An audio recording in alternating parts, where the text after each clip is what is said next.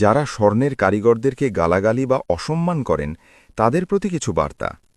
সোনার কারিগররা আমাদের সমাজের এমন এক শিল্পী যাদের হাতের ছোঁয়ায় সাধারণ ধাতু মহামূল্যবান অলঙ্কারে পরিণত হয়।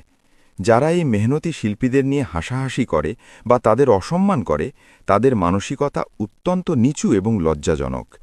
একজন কারিগর যখন দিনরাত এক করে চোখের জলনাকানি করে আগুনের সামনে বসে আপনার শখের গয়নাটি তৈরি করেন, তখন আপনি সেই গয়না পরে অহংকার করেন, অথচ যে হাত এটি বানালো সেই হাতকে সম্মান দেওয়ার বদলে গালিগালাজ করা চরম অকৃতজ্ঞতা ছাড়া আর কিছুই নয়। গয়না কেনার সামর্থ্য থাকলেই মানুষ বড় হয় না, মানুষের আসল পরিচয় তার ব্যবহারে। যারা মাথার ঘাম পায়ে ফেলা কারিগরদের ছোট করে তারা আসলে নিজেদের পারিবারিক শিক্ষার অভাবটাই প্রকাশ করে। সোনা গলানো আর তাতে নকশা করা এক বিশাল সাধনার কাজ। যারা শুধু টাকার গরম দেখায় কিন্তু মেধার কদর করতে জানে না, তারা সমাজের জঞ্জাল ছাড়া আর কিছুই নয়। আজ আপনার টাকা আছে বলে আপনি অহংকার করছেন, কিন্তু এই কারিগরদের হাতের কাজ না থাকলে আপনার ওই সোনার বারগুলো শুধু এক টুকরো জড়ো ধাতুই থেকে যেত।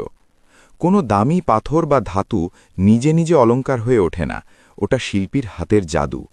যাদের অন্যের শ্রমকে সম্মান করার ক্ষমতা নেই তাদের সমাজে মাথা উঁচু করে চলার কোনো অধিকার নেই।